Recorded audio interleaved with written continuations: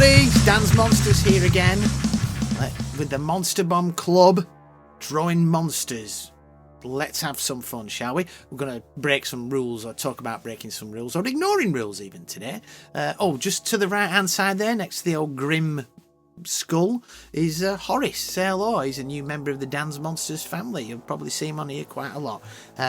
He was introduced to the Dan's Monsters family by a wonderful artist by the name of Sana Kaika. I think I pronounced the name. I will put the link in the description. Anyway, he's going to be knocking about for a while. So, monsters. Now, this is a painting that I have made. It's slightly bigger, slightly smaller than an A4. It's quite a large one. That I've not done a larger piece for a while. You've got watercolour, acrylic, pencil crayon, pencil, pen, ink. I've thrown a whole lot into this. That I think it's, a great example of how you can just let it rip. Which is what I want to sort of talk about. But let's talk about some monster artists to start with, Will. Well, first we're going to talk about Skinner. Now, Skinner's stuff, as you probably know, he did an album cover for Mastodon. He is just like an amazing artist who's come from a sort of street background. Is it like a bit like Alex Pardee? Who's also an amazing sort of artist who just draws some absolute bat-hoot crazy monsters. Skinner also draws some absolute bat-hoot crazy monsters with wacky colours, and he's done everything from album covers to clothing to, he even had his own YouTube channel, much like Alex Pardee. In fact, Alex Pardee, he's another guy who draws some absolutely crazy monsters, and we love them. We're absolutely awesome, and they just they ignore whatever rules there are meant to be about monsters and about what you're meant to do it on, how you're meant to paint it. They just go with it. They go with it with abandon and fun, and that's how you should make these things. And also look at Johan Noir, the guy who did the Morkborg, which is amazing stuff. I've talked about him before. He completely throws all the rules out and just does exactly what he wants. He just goes completely crazy and creates these wonderful, wonderful images, which everybody can just have a go at and experiment with. So on that, let's talk about some of the rules, really, which I'm going to put up on the screen on here as well. I've even got a piece of paper in my hand with them on. So, what are the rules for making monsters? Number one, they're not real. So you can draw them any damn way you want. Remember that. It doesn't matter what they look like, because they're not real. That is the luxury of drawing wacko monsters, because they can look any way you like. They can have 20 arms, 20 legs, 72 eyes, 1 foot, a massively elongated neck. They can be bright purple, bright orange, bright blue, turquoise, bark coloured, whatever you want. Get the shapes down. Get an ink blot down. Slap an ink blot down, draw around it. You'd be amazed what you could come up with that. There was a chap whose name I forget now who did 100 monsters, and he used ink blots every single day to draw a monster. I mean, what a great way to do it. Absolutely fabulous. So there you go. Doesn't matter what they look like, you can draw them any way you like. Round, square, oblong, triangle, blob shaped. That's a hairdryer, by the way. It's drying it all off a little bit. Good technique if you want to carry on doing some painting and cracking on with it. So yes, anyway, so there you go. So you can draw them any way you want. Tying into that, rule number 2. Forget stuff like anatomy. No one cares. Who cares? Nobody. Doesn't matter. The monsters. You can make your own anatomy up. If you want the spine to come out of the eye and attach to the big toe, do it that way. If you want their arms to be longer than their entire body and carry on 6 foot behind them, do them that way. Create your own anatomy. And even if you want to blend human anatomy into monster anatomy, or mix a rabbit up with a person, do it. Doesn't matter. Don't worry about if the arms are too long, or the fingers are too short, or the head's too small, or the neck's too big. It doesn't matter. Just do them. Go for it. The more you do it, the better you're going to get at it. And then maybe you want to think about it. I don't know. I never really do. I just try and make any old stuff up. So just that's the thing. Just do it. Don't worry about the details. Just make some stuff. Make massive long arms. Make massive long legs. Make tiny legs. With the frog's head. You know, you need to know the anatomy of a frog to put a frog's head on somebody. No one. So there you go. So follow that's rule number 2. Forget stuff like anatomy. Who cares? Rule number 3. Use any tool and as many as you like, as long as it makes an unholy mess. Now, as you can see, I have got everything out here, from watercolour to pencil crayon to ink to whatever. Stuff goes wrong. You use a pen and it might not be waterproof ink and it bleeds out everywhere. It doesn't matter. Just go with the flow. Just go with whatever can happen. And use as much stuff as you can, because what you will find is the more of the tools that you use, the better you will get to them, and you'll get to the ones that you prefer. Yeah, I like pencil crayons. I used to hate pencil crayons, but I like using them on top of these. I like using watercolour. I have got no idea what I'm doing with watercolour whatsoever, but I like using it, and I've got used to using it. And obviously, as you know, those parallel pens that I love using, I couldn't use them for love nor money when I first got them. I didn't know what to do with them, and especially when the ink bled out everywhere. And then I found the waterproof ink, and now I love them. I think they're absolutely fabulous. Come on, Pentel, chuck me some. So, yeah, any tool you like. If you only want to use a ballpoint pen, use a ballpoint pen. If you only use oil pastels, just use oil pastels. If you want to use food colouring, use food colouring. Try everything, and try and use as many of them as possible. Use pencils mixed with watercolour pen. Use food colouring mixed with polyfiller. Use add texture, put masking tape, crumbled up pieces of paper, the old thumbtack that I use to give it detail. Anything and everything you use as a tool, and make as much mess as you can, because the more mess you make, the better you're going to get. Yeah, messy is good. School kids, when you're at primary school, who cares about whether or not you're making a mess? You just get the paint out and you splatter it everywhere and you come up with some wonderful things.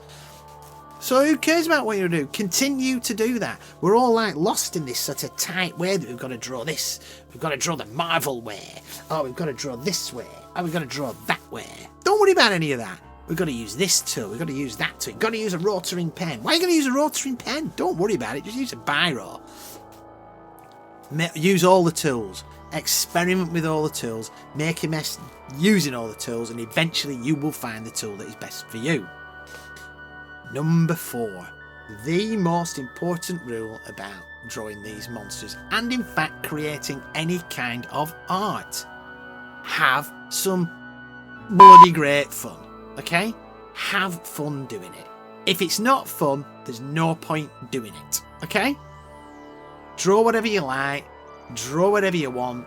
Draw whenever you can. Always try and fit it in and make sure it's good fun. Don't get frustrated.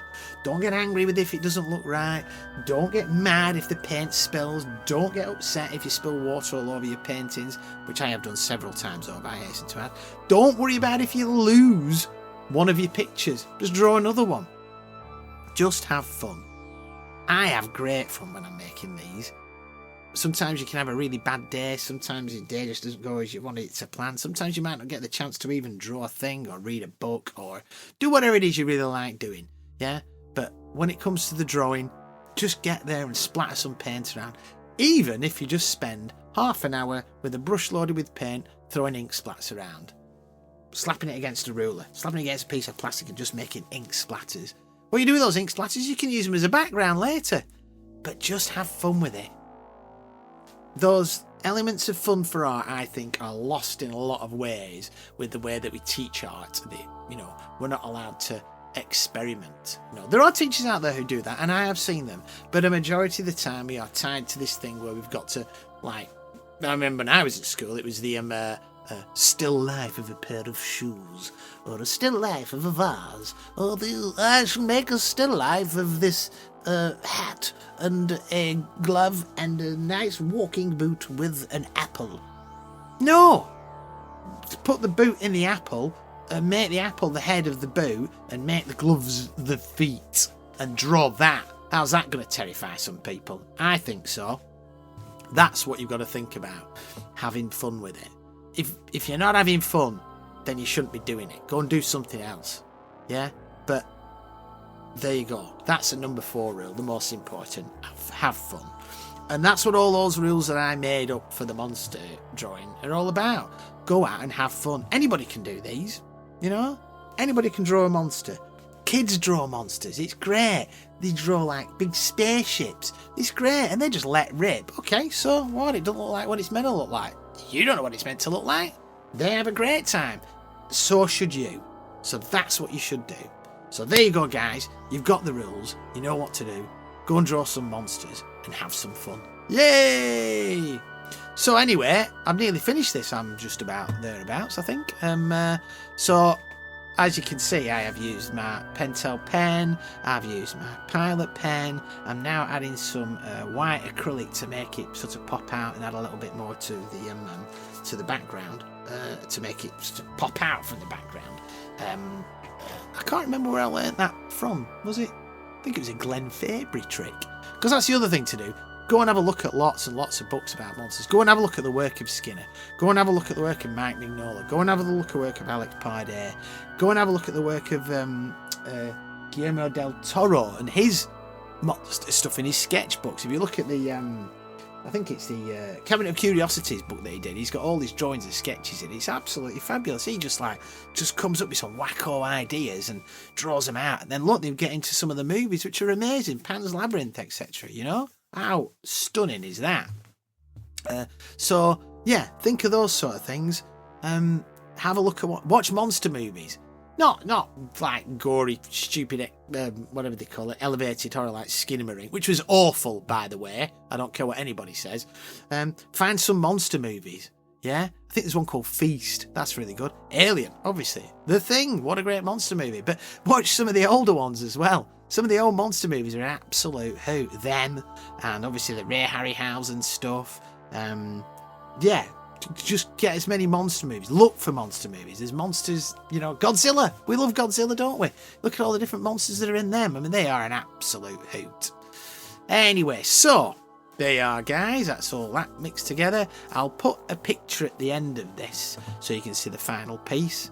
And you can see what it looks like, because obviously I'm going to add splatter into this, as we can all know that one. Oh, my throat's going. I'm going to have to get a drink soon. But yeah, as we fire off towards the finality of this image, I don't know where I've gone. Where have I gone now? I bet I've gone to find something to splatter this up with, have I? Or I've gone for a cup of tea. Oh, there we go. The old watercolour set, the ancient watercolour set. Oh, and there's the thimble for the little bits of texture. I do love that thimble, don't I? Oh, crikey. So, I just wanted to say, obviously, I hope you like the video, like, subscribe, hit that notification button if you do, let me know what you think.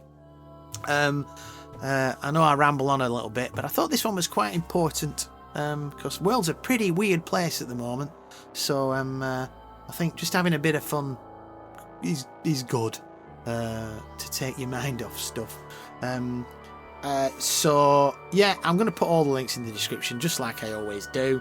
But obviously, as you know, I'm not on Twitter and I'm not on Facebook. I'm Instagram is Dan's Monsters, and you can see all my sort of updates and some of my back catalogue on the dansmonsters.substack.com. Because like I always say, who's not got a Substack? Everybody's got a Substack. You can also check out the website dansmonsters.com. Oh, excuse me. And if you'd like to support me as usual in any way, you can do at ko-fi.com dansmonsters, where you can buy stuff as well. So, and that's the best way. Any kind of artist you want to support them, buy this stuff. That's a good thing. Big thanks as always to, as I always say, the Grind, Noisebox Awesomeness of Torso for the intro and outro music. Check them out on realizetorso.bandcamp.com, link down in the description. Wow, guys, I mean, they've got a new album coming out. I cannot wait. Obviously, big thank you to the Spectacular Myths and Monsters for the background tracks as usual, and also for the music they do for my podcast. Great dudes. mythsandmonsters.bandcamp.com. Check them out again. Links all in the thing. In the thing? Not the thing as in the thing from the John Carpenter movie. What the guy? No, not that one. Down below in the description. I'll also put a couple of other links in. Certainly to Sana.jpg. I'll put a link to her Instagram account so you can check out all 3D sculptures. Say hello to Horace. He'll appear a few more times. I don't know what the skull guy is called. Can't remember. So yeah, I'll have another video hopefully done up in a couple of weeks. I've struggled a bit. I've got an experimental one then that I'm just working on. I hope you'll like it. It's a bit unusual, but it is something I've been working on for a long time. Here comes the other peeling of the masking tape. Yes, there is nothing more satisfying than peeling that masking tape back. Oh, look at it and that beautiful clean line. And I'm a guy who likes to splatter everything, but look at it. Ow. Oh, yeah, the old masking tape. You know, I'm not taking that thimble off all the way through. I think I'm just going to start wearing that permanently. I may even try a jewellery line. Anyway, guys, I just want to say thank you for watching. Thank you for all the support so far. Check me out on all the things. I hope you like the stuff. Let me know what you think.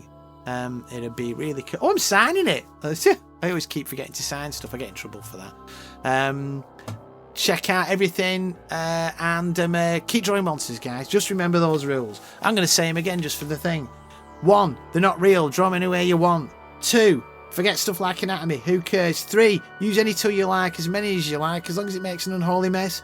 4, most importantly, have some bloody great fun. See you later, guys. Bye!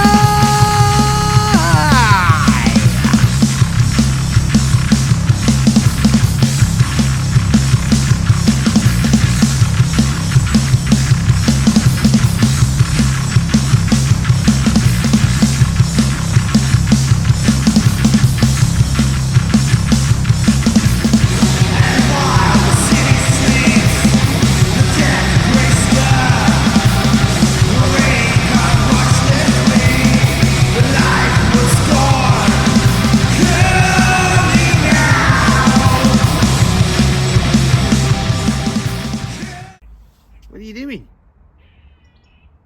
What's that?